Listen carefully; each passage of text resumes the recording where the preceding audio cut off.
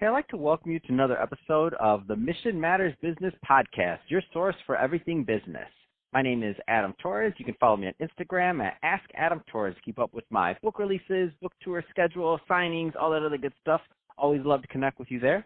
And as always, if you'd like to apply to become a co-author of one of my upcoming books, just head on over to the website, moneymatterstoptips.com, and click on Become an Author to apply. All right, so today I have EJ Johnston on the line, and he's CEO and founder over at 3 Ice. EJ, welcome to the show. Thanks for having me, Adam. So I'm excited to get into 3 Ice. I mean, I grew up in Michigan, so Detroit, hockey town when it was hockey town, when we were doing a lot of winning. So I saw, when I saw I had a hockey guy on the line, I'm like, oh, this is going to be fun. 3 Ice, a totally independent 3-on-3 professional ice hockey league in North America. Let's just get right into it. So tell us more about 3 Ice and why you started it, and a little bit more for your vision about the league. Yeah, so this should be fun talking to a hockey guy. There's a lot of shorthand I think we can go through, but for the benefit of your listeners, I'll expand on some points. We like to say that we are overtime all the time and the best part of hockey. So if you're a hockey fan, you know that the 3-on-3 overtime format has probably become the best innovation in the game. It's all about passing, tic-tac-toe, playmaking, up and down, fast skating, goal scoring, breakaways. It's really a great edge-of-your-seat experience for hockey. And we thought that was a great way to create a new league in this new media landscape where fast, quick, snackable media is where it sort of seems to be as a landscape and how fans consume and share content. So we built our entire format around 3-on-3 hockey. So our games are short format, 2 60-minute periods, and each team will descend or play against another team in a quick round-robin 7-game bracket-style tournament each Saturday to every city that we visit. And we think it's just an electric format. So that's kind of the overview. But please, where would you like to jump in? So, first of all, for new people being introduced to the sport, I think it's awesome. If you're just watching hockey for the first time, and if that was your first experience, if you didn't grow up in the environment, right? Like I've taken people to hockey games that have never been to one, and they, at first they get it, but it's not always, unless you're into it, the players, what's going on. Like you don't get that adrenaline rush constantly. This seems like just pure adrenaline the whole time, but they're going at it. Yeah, absolutely agree. And you hit on a nice point for us. If you're not a hockey fan, this is pretty intuitive to understand. If you're just an entertainment seeker or a sports fan and somebody brings you along, say you're bringing some friends to the game, It's really easy to understand. It's just back and forth, go, go, go action. So we think it is really fun, and that casual fan can enjoy it as well without having to know all the rules of the game. I love it. And then for the other side of the spectrum, the hockey fans that are diehards. I mean, for this is just like what would I even say? This is just like extra candy. It's the best. Like it's the best. You like what you said. Like it's like the best part of, well, not the best, but it's one of the best, more exciting parts of regular hockey. Overtime all the time, and you're bringing them just candy just the whole time for them to snack on. You said snackable. I'm thinking, the whole league's snackable. That's awesome. Well, thanks. We think we're fun, innovative, and snackable. That's kind of our internal mantra. But we've got a fun format. We're going to have an 8-team league and a touring model. So we're going to go from city to city across North America. So we'll be in Canada and the United States in our first year. We've got some plans to expand into Europe eventually. But each one of our 8 teams will descend upon that single city. And as I said, we'll play in a 7-game bracket-style tournament. So we'll crown a winner every night. So as a fan, you get that payoff. So each game is 16 minutes. 7 games total. That gives you 112 minutes of hockey over about a 3-hour evening, and we crown that winner each night. And over the course of those first 8 weeks, our top 4 teams at the end of those 8 weeks will advance to our 9th week. That's our championships. And those players will be playing for $1 million purse. We'll be broadcast on CBS and CBS Sports here in the States, TSN and RDS in Canada, and we're talking to some groups internationally to distribute us. So we're going to bring this to a really wide audience of hockey fans, casual sports fans, casual hockey fans. We think it's going to be a lot of fun. Wow. And so let's talk a little bit more about players and how and acquisition, recruiting. Like how did all that take place? Like how do you build a league? I see you're going on 3 years now. Yeah, so we're going to drop the puck in June 2021. So we have that kind of that hockey fix after the Stanley Cup is over and before the college football kickoff happens. We've been thinking about this for about 3.5 years. We put it into high gear about 2 years ago, and we've given ourselves another 18 months to get this going. Craig Patrick is our league commissioner. If you're not familiar with him, he's one of the guys on the 1980 Miracle on Ice Olympic team. He was one of the coaches. He's doing sort of a victory tour now in this month, February, talking about all of that. It's been great, and he talks about 3 ice. And he's going to be instrumental in helping us get our players on board. We've been talking to most of the big sports agencies out there, and we think there's a pool of about 250 to 400 ex-NHL players that want to come into this league as an extension of their careers. They either can retire or go overseas and play. We give them the option to stay here in North America and stay relevant and play the game that they love, get paid to do it, and play in front of 10 to 20,000 fans a night. So our guy is the ex-NHLer, mid to late 20s, early 30s at the latest. And I like to affectionately refer to him as that water bug, that 5'8", 5'9" guy that just darts all over the ice all the time. Wow. And cities, are those mapped out yet? They're not. So we're working with our partner ASM Global, and we actually want to invite the fans to help us chime in on that. So the interactivity of this league. I'll chime in right now, Los Angeles. There you go. All right.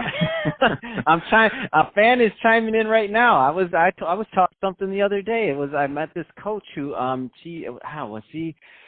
coaches hockey, and I didn't know SoCal's a big I didn't, because again, being from the Midwest, I've been out here like 8 years, but South Bay, that whole beach area, and even going further down into that's huge for coaching for hockey. And I'm like, what? There's a bunch of, I didn't even know. I'm like, I had no idea. I live in Santa Monica, so it's not big in Santa Monica, I'll tell you that. But there's this whole South Bay, it's just amazing. So yeah, so I'm just saying, LA. Good idea. Hey, listen, SoCal's a sneaky great hockey market. You've got 2 teams. You've got several Stanley Cups there in the last decade. You're right. The South Bay is really big. The Kings practice down there in the Toyota Center. And it's a nice facility. It's really created a big community in that space. It's absolutely on our consideration set. We've got about 15 to 20 cities that we're taking a look at for our 9-week tour. And we think we've got 1 or 2 that are probably musts. But the rest of it we want to open up to the fans and see if we get surprised. Is it Halifax or Buffalo or Cleveland or Grand Rapids? Your neck of the woods where you're from. There's a lot of cities that make a lot of sense. We'll be in a combination of NHL markets and NHL buildings and AHL markets and AHL buildings. Plus, we're going to leave a little wiggle room for those hockey-hungry markets like Quebec City or, a Halifax. So we think there's really interesting markets that we're taking a look at. Oh, wow, that would be interesting. Like a Quebec City, that would be interesting. Oh, man, absolutely. They'd love that. They'd love that. That'd be really cool. We've got a great building there. So let's see. So we covered the format. We covered how the league's going to run. Cities are still being mapped out. What's next step on your end? And players are working on that right now. What's the next step on your end to this launch? So for us, we want to make sure that we have a great broadcast. We're going to innovate in that. As I said, our CBS and CBS Sports Network partners here in the States, we're going to do some things that allow the fans to really touch the game in ways that I don't think any other league could. One, in the broadcast, we're going to have a cameraman on the ice. Since we only have 6 skaters, we only need 2 refs. Wow. We're going to have a camera guy right there in the face-off circle. We don't have any penalties, only penalty shots. So that cameraman's going to be skating down with that guy from center ice as he goes on to goal. Get out of here. No, this is something that we can do. That's gonna be like the when the NFL brought in that whole camera over the field thing concept. That's right. It's gonna feel like that, except it's gonna be better because it's gonna be like live action. Like you're behind. That's nice. That's fun. That's right. I don't skate that well, so I'm not good. That cameraman's gonna be good. That guy's gonna have to be a really skilled cameraman for sure. Have you recruited that person yet? That's the question. No, I'm just saying. I'm sure a lot of we haven't. And it's funny. I was just at a camera store today looking at some hardware and talking to a hockey fan who also worked there. So we were having a laugh about that as well. That guy will be part of our production team. We're working through all that stuff with CBS and TSN, but that'll be one interesting position. Another innovation is we're going to let the fans pick the second round matchups. So you can imagine you've got team A, B, C, and D that has won that first round matchup. Should A play D or B or C? We'll let the fans chime in. We've got the opportunity in the playoffs. Wow, so there's also an interactive component. This is almost like a video game. You've added a lot of different things to it to make it like a live action video game almost, but real. I mean, these guys are really playing. They're playing for $1 million, so they're in. Like this is almost like what was that old movie? I forgot it. Jeez, go ahead. Yeah, I forgot it. Where they're like battling. This is like a legit battle, and the fans get to kind of choose. This is amazing. Yeah, it's something that I think we have the ability to innovate where other leagues really don't. They have rules and players agreements and collective bargaining association agreements. So there's all different things that we don't have that give us that freedom to do it. In the playoffs, irregardless or irrespective of the seeding, which team should play which team. I know the top team might want to play the fourth team, but we'll let the fans decide that. And then, of course, the sports betting and the gambling component of this becomes really fun and really interesting. So the interactivity is really great. We think that the fans will really take an ownership of this league, and we want them to. And we want them to share the content. It's the kind of thing that really lives well on social media, short games, quick games, highlight after highlight after highlight. And we got 7 games each night. So we think it's going to be a lot of fun for the fans to really put their thumbprint on it. Are the names for the teams picked out yet? Just curious. Yeah, we've got a really interesting model there as well. We're going to borrow a little bit from the English Premier League and a little bit from Formula One. So in the sense that in F1 you've got Team Ferrari and Team McLaren and Team Mercedes-Benz, we're going to do the same thing. So our sponsors, I'm making this up now, and teams would be Team Samsung, Team Ford, Team Verizon, Team Coca-Cola. And so we're not going to worry about trying to create that local fan base because we're a touring model. And we believe we're in the age of the fluid fan. So fans, because of fantasy, because of sports betting, you start to become fans of players, not necessarily the teams. There's always going to be that local affinity, but we think the fluid fan is here and here to stay.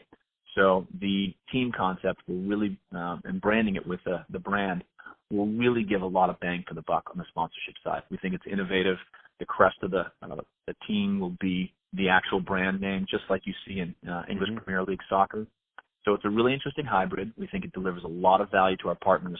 And we think at the end of the day, just like Formula One, fans will be, cheering for Team Samsung or Team Mercedes or Team Ferrari. So we like that model a lot. How deep is the bench? Like, how does that look? Say that again, please. How deep is the bench? Like, how does that look in terms of structure? Yeah, great question, hockey guy question. So we will have 6 skaters plus a goalie. So in a 16-minute game, you can imagine you'd be playing roughly 8 minutes as a skater. The goalies will be playing the entire time. So in our first round, if you win, great, you go on to the next game. If you lose, you've only played 1 game that night, so you'll be well rested for next week. But the next round will be 4 teams playing in 2 more games. So if you win that game, you've now played 16 minutes out of a total 32. And then if you get to the championship and you win that, you'll be playing 24 minutes out of a possible 48. So that's about the same amount of time that a top defenseman or a top forward is playing in the NHL now. So it's going to be 6 guys skating, 1 goalie. We'll also have 2 goalies dressed on each bench in case there's injury, and they can go right in immediately. Again, we'll let the fans pick which goalie should be that sub. And then we'll have a handful of reserve players that travel with the entire 3-ice circus, if you will. And those will be guys in case someone gets injured or can't make it, or the missus gives birth, all those kinds of life reasons. We want to make sure we've got plenty of guys traveling as reserves. My only problem is we need a better word than circus.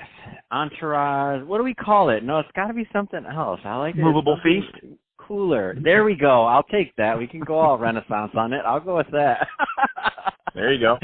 That's my only problem with the whole league is we need another word other than that. That's all. I love it. Everything else sounds absolutely I'll work amazing. On it. No, I'm excited. This is good. I can't wait till it's all launched and everything else. And I'm excited to do what I can in terms of media on this side. And I love it. Please. It's going to be fun. I think it's going to be a lot of fun what you're doing. I love the concept. And I also think when you pull this off, it's totally going to be a complete different case study on how things can be covered and how leagues can be done, because I can see it. Like, can you imagine what it would be like when these fans are thinking about, like, especially the player fluid fan, so when they're thinking about like a trade from one team to another or something like that could be like big, like really Absolutely. big, as opposed because of the size of the team, also because it's smaller. I mean, it just becomes more personalized, like you wanting to see the matchup. And especially since you're changing the model and taking the Formula One thing now, like it's not an affinity to the city, it's the same, it's to the team, or to see these 2 guys either play against each other or play with each other one day. They were once enemies, and I mean different storylines come up that you wouldn't see quite as often in your traditional model, so to speak. No, this is cool. I love it. You nailed it. Yeah, this is going to be fun. So EJ, if I I could talk to you, first of all day about this, but it's about our time. So that being said, if somebody wants to learn more about 3Ice, how do they do it? Sure. So our website is 3ice.com. That's 3 the number, then ICE. And all of our social media is the same. It's at 3Ice Hockey, again, with the number 3 in there. And they can hit us up on any of those channels. And we're looking for input as early as now to try and figure out our cities, some rule changes, all that good stuff. So we're welcoming all the input from all the fans starting today. Fantastic. Well, hey, EJ, really great having you on the show. I'm glad to do it and glad to hear more about what you're doing over at 3Ice. And I want to see you make this thing huge, and I'm excited to be a part of it and to go to some games, man. One more vote for LA. Do I get 2 votes? It's one more vote for LA. I'm in because they don't let me leave LA often, so I want to see one of these games. So thank you again for coming on the show. And my pleasure, the audience. And to the audience, as always, thank you for tuning in. Hope you got a lot of value out of this. Hope you had a lot of fun listening, because we sure did have a lot of fun making this for you. If you did, subscribe to the podcast. If you're watching this on our YouTube channel, Mission Matters Business, then be sure to subscribe to that and leave us some comments in the comment section. Hopefully you're voting for LA. Put I vote LA. Do something like that on YouTube so we can send that to EJ, obviously, because we're going to keep on pulling for our city here. And EJ, thanks again for coming on. Thank you.